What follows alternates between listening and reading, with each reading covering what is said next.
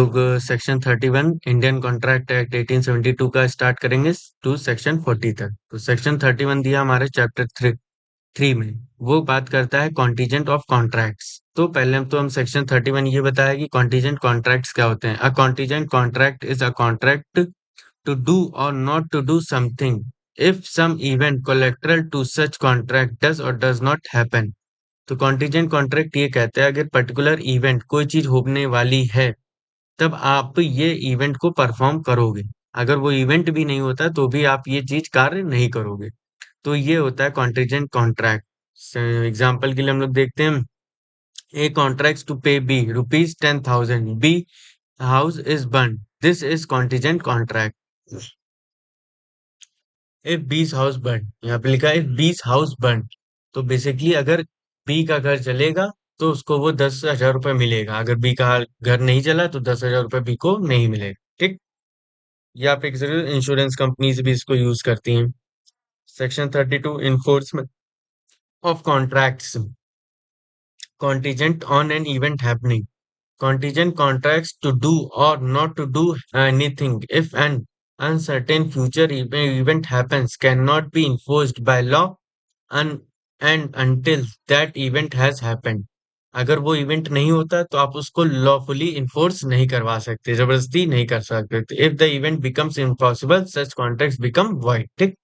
वो कॉन्ट्रैक्ट फिर होना ही वो इवेंट होना ही इम्पॉसिबल हो गया तो भी आप उसमें कुछ नहीं कर सकते। ठीक है।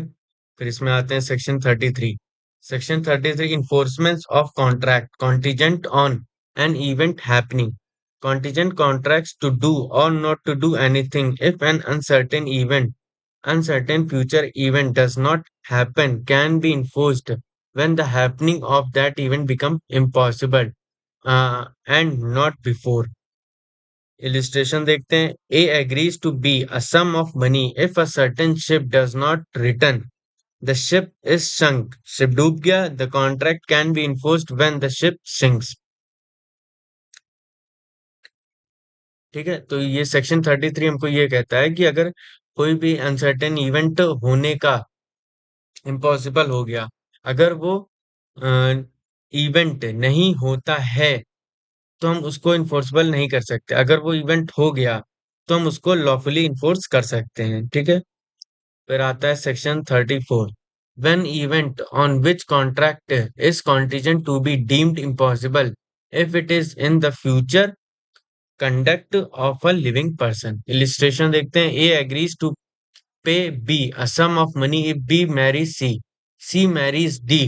The marriage of B to C must now be considered impossible, although it is impossible that D may be die and then C may afterwards marry B। ठीक है। तो सेक्शन 34 कह रहा है कि अगर कोई इवेंट आप कह रहे हो फिर वो होने का इम्पॉसिबल हो गया है, लेकिन फिर उसमें ही कोई 1-2% चांसेस हैं कि अगर ऐसा उस इवेंट में मॉडिफिकेशन किया जाए तो वो कॉन्टीजेंट कॉन्ट्रैक्ट कंप्लीट हो सकता है। फिर section 35 when contracts become void which are contingent on happening of a specific event within fixed time। Contingent contracts to do or not to do anything if a specified uncertain event happens within a fixed time become void if in the expiration of time fixed such event has not happened or if before the time fixed such event is impossible। अगर कोई contingent event है फिर उसमें भी time fixed कर दिया है कि इस टाइम के अंदर ही ये इवेंट हो तब आपको कॉन्ट्रैक्ट करना है तभी वो माना जाएगा। फिर आते हैं दूसरे सेक्शन पे हम लोग। Section 36 agreement contingent on impossible events void. Contingent agreements to do or not to do anything if an impossible event happens are void whether the impossibility of the event is known or not to the parties agreement at the time when it is made। देखिए इसमें section 36 कह रहा है कि agreement आपने कर लिया contingent, फिर उसमें बाद में पता चलता है कि वो इवेंट होना ही पॉसिबल है तो फिर वो इवेंट की कोई वैल्यू नहीं रहेगी। ठीक है। फिर हम लोग सेक्शन 37 पे आते हैं। सेक्शन 37 हमारा चैप्टर 4 में दिया है। Of the performance of contracts contracts which must be performed. कौन से कॉन्ट्रैक्ट्स परफॉर्म करना जरूरी है तभी वो कॉन्ट्रैक्ट होंगे और लीगल एक्शन लिया जाए। Obligation of parties to contracts. The parties to a contract must either perform or offer to perform their respective promises unless which performance is dispensed with or excused under the provisions of act or of any other. अगर आप obligate हो offeror और acceptor promise और promisor तो आप जब तक वो अपने आप ऑब्लिगेट हो उस कॉन्ट्रैक्ट और परफॉर्मेंस को परफॉर्म करने के लिए आपको करना ही पड़ेगा अनटिल वो इलीगल या किसी लॉ में उसको बाध दिया हो।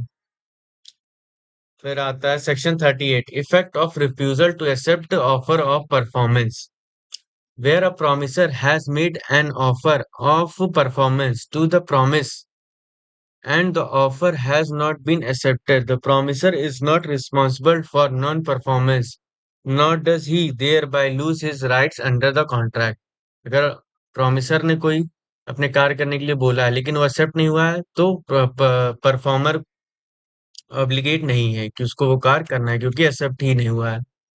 फिर section 39 effect of refusal of party to perform promise wholly when a party to a contract has refused to perform or dismissed himself from performing his promise in its entirely the promise may put an end to the contract unless he has signed by words or conduct his acquisition in its continuance।